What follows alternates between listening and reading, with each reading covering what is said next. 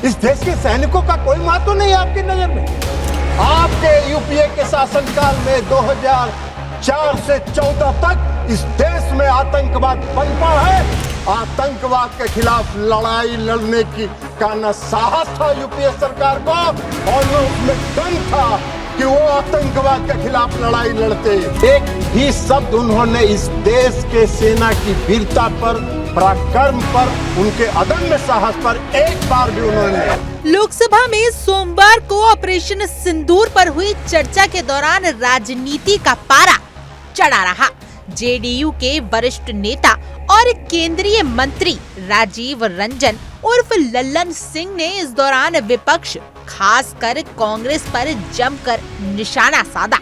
उन्होंने प्रधानमंत्री नरेंद्र मोदी की आतंकवाद के खिलाफ कार्रवाई को निर्णायक बताते हुए कहा, मोदी जी बोलते नहीं, एक्ट करते हैं। लल्लन सिंह ने आतंकवाद के मुद्दे पर कांग्रेस को आड़े हाथों लेते हुए कहा कि 2004 से 2014 के बीच जब यूपीए सत्ता में थी, देश में आतंकवादी घटनाओं में 615 लोग मारे गए और 2000 से अधिक घायल हुए। उन्होंने सवाल उठाया कि उस वक्त की सरकार ने आतंकवाद के खिलाफ कौन सी ठोस कार्रवाई की थी। मुंबई हमले का जिक्र करते हुए उन्होंने कहा कि जिस कंधार का आरोपी अमेरिका में छिपा हुआ था, उसे लाने की हिम्मत कांग्रेस में नहीं थी, लेकिन मोदी सरकार ने उसे भारत लाकर मुकदमे की प्रक्रिया शुरू की। गौरव गोगोई द्वारा पहलगाम आतंकवादी हमले पर उठाए गए सवालों का जवाब देते हुए लल्लन सिंह ने कहा कि कांग्रेस नेता को संसद के शौर्य पर भी बोलना चाहिए था, न कि ये पूछना चाहिए था कि पाकिस्तान पर हमले के दौरान भारत के कितने राफेल विमान गिरे। उन्होंने कांग्रेस पर वोट बैंक की राजनीति करने का आरोप लगाया और कहा कि जब देश एकजुटता की मांग करता है तो कांग्रेस तब भी भ्रम फैलाने का काम करती है। लल्लन सिंह ने कहा कि साल 2016 के बाद से प्रधानमंत्री मोदी ने साफ संदेश दिया था कि आतंकवाद को उसकी जमीन पर जाकर खत्म किया जाएगा। ऑपरेशन सिंदूर इसका ताजा उदाहरण है, जिसमें हमारी सेना ने पाकिस्तान के आतंकी ठिकानों को निशाना बनाया और दुश्मन की मिसाइलों को हवा में ही ध्वस्त कर दिया। उन्होंने कहा, आज भारत की सेना और उसकी तकनीकी शक्तियों ने साबित कर दिया है कि भारत अब सिर्फ सहने वाला नहीं, जवाब देने वाला राष्ट्र है। प्रधानमंत्री मोदी के बिहार दौरे को लेकर विपक्ष की आलोचना पर भी लल्लन सिंह ने पलटवार किया। उन्होंने कहा कि मोदी ने अंतर्राष्ट्रीय मंचों पर अंग्रेजी में बयान देकर साफ कर दिया है कि भारत आतंकवाद के खिलाफ लड़ाई में पीछे नहीं हटेगा। इस पूरी चर्चा के दौरान लल्लन सिंह ने बार बार इस बात पर जोर दिया कि आज की सरकार आतंकवाद पर सख्त है, निर्णायक है और सिर्फ बयान नहीं, जमीन पर भी कार्रवाई करने वाली है। जम्मू एंड कश्मीर के पहलगाम में जो आतंकवादी घटना हुई, जिसमें 26 पर्यटक मारे गए, उस घटना के बाद जो आतंकवाद के खिलाफ इस देश में निर्णायक ऑपरेशन सिंदूर चलाएगा, उस पर आज चर्चा हो रही। हमने अभी मुख्य विपक्षी दल के श्री गौरव गोगोई जी का भाषण सुना। हमको लगा कि बहुत विस्तार से वो कुछ अध्ययन किए होंगे, कुछ बोलेंगे। एक शब्द काम का बात नहीं बोले, एक शब्द काम का बात नहीं। एक भी शब्द उन्होंने इस देश के सेना की वीरता पर, पराक्रम पर, उनके अदम्य साहस पर एक बार भी उन्होंने नहीं। आप बात करते हैं देशभक्ति की, आप देशभक्ति की बात करते हैं। इस देश की सेना पर जो पूरे देश के लोगों को गर्व है, उसकी आप एक बार प्रशंसा नहीं कर रहे हैं। आप बता रहे हैं कि कितना जहाज गिरा, कितना मिसाइल आपका गिरा, इस पर चर्चा कर रहे हैं। इस देश के सैनिकों का कोई महत्व नहीं है आपकी नजर में। और आप बात कर रहे थे इस देश में आतंकवादी घटना की। आतंकवादी घटना आज का है, आपके यूपीए के शासनकाल में 2004 से 14 तक इस देश में आतंकवाद पनपा है, उसको जगह मिली है और उसको पनाह मिला है। कितनी घटनाएं हुई, कितनी घटनाएं हुई देश में आतंकवाद की, पूरा सुनाओ। कहां हुआ, कितने नागरिक मारे गए, कितनी महिलाएं विधवा हुई, कितने बच्चे मारे गए। कभी आपने सोचा, कभी आपने देखा? मैं भी उस समय सदन का सदस्य था जब यूपीए की सरकार बैठती थी सत्ता पक्ष में, मैं उस समय सदन का सदस्य था और मैंने देखा है, चर्चा हुई है। आप क्या करते थे, आप क्या करते थे? 2004 से 14 तक में यूपीए के शासन काल में जो आतंकवादी घटनाएं हुई, उस समय 615 लोग मारे गए, 615 लोग इस देश के मारे गए। और आप बात करते हैं आतंकवाद की। आतंकवाद तो आपके शासनकाल में पनपा है। 2006 लोग घायल हुए, 615 मारे गए और 2006 लोग घायल हुए। आप बात कर रहे हैं आतंकवाद की। 11/7/2006 को मुंबई ट्रेन हादसा हुआ। मुंबई के ट्रेन हादसा में कितने लोग मारे गए? 209 लोग मारे गए, 800 लोग घायल हुए। क्या किया आपने, क्या कार्रवाई की यूपीए के शासनकाल में? कुछ नहीं हुआ। 26/11/2008 को पूरा मुंबई महानगर में आतंकवादियों का कब्जा था, आतंकवादियों का कब्जा था।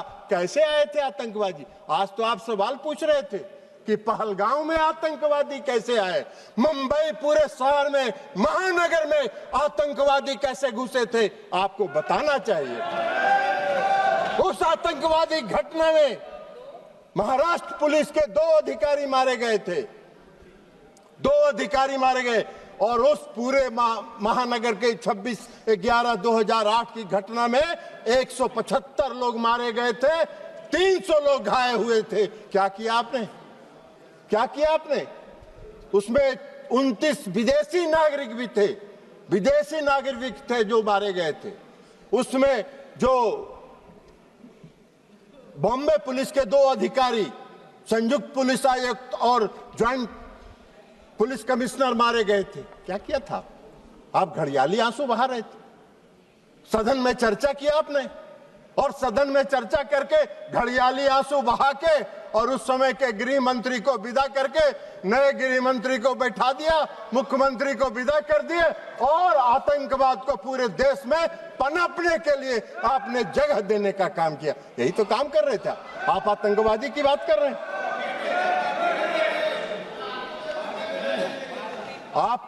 आपको आतंकवाद के खिलाफ लड़ाई लड़ने की का न साहस था यूपीए सरकार को, और न उसमें दम था कि वो आतंकवाद के खिलाफ लड़ाई लड़ते, खाना पूरी करते थे, घड़ियाली आंसू बहाने का काम करते थे। हाँ,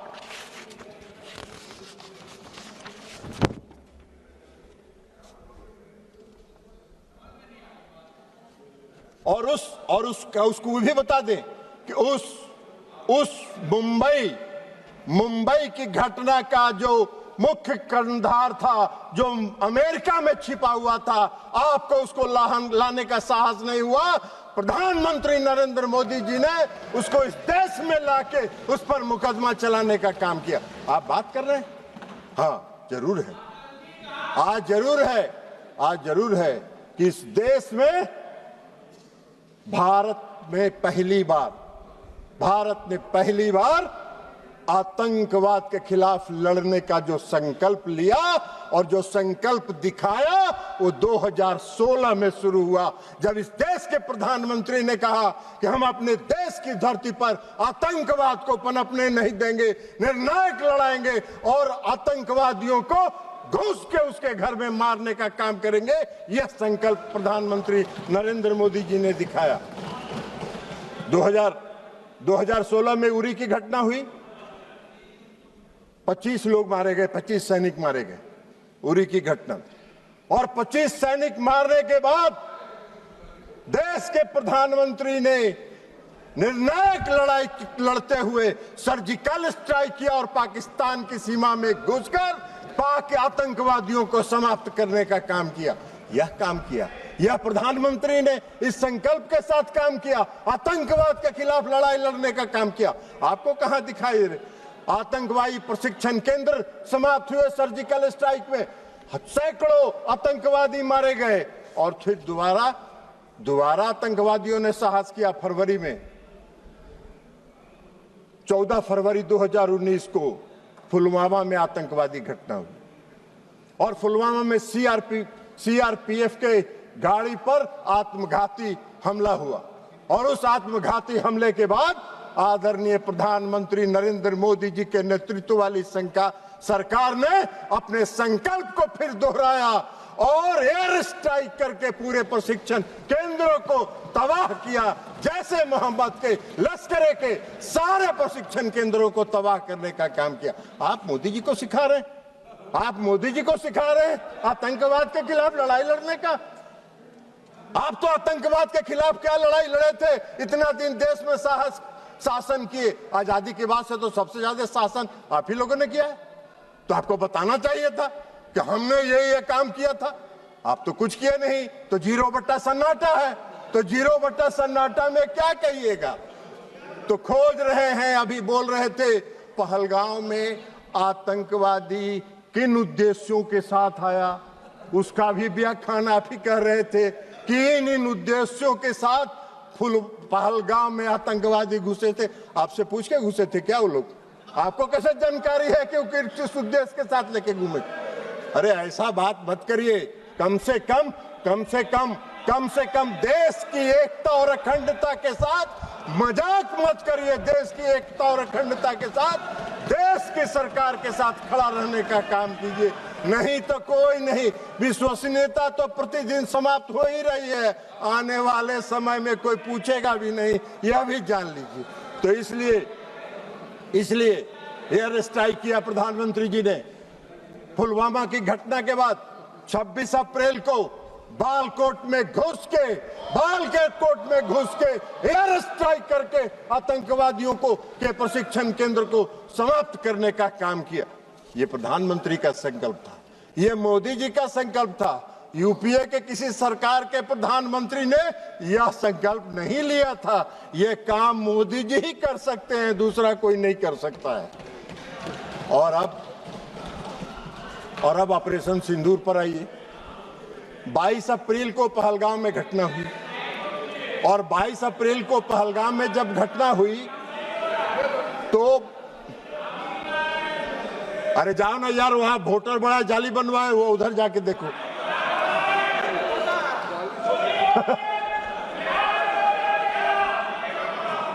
आप कृपया बैठे बैठे मत बात करिए, उनको बोलने दीजिए। आप बैठिए, नहीं आप बैठिए, आप बैठिएगा प्लीज, आप बैठिएगा।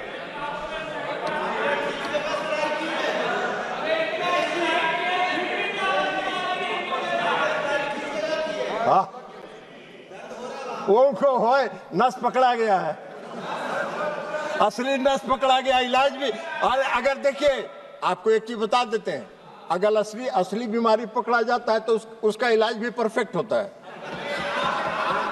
डायग्नोसिस अगर सही हुआ तो ट्रीटमेंट, डायग्नोसिस सही हुआ तो ट्रीटमेंट भी पक्का होगा।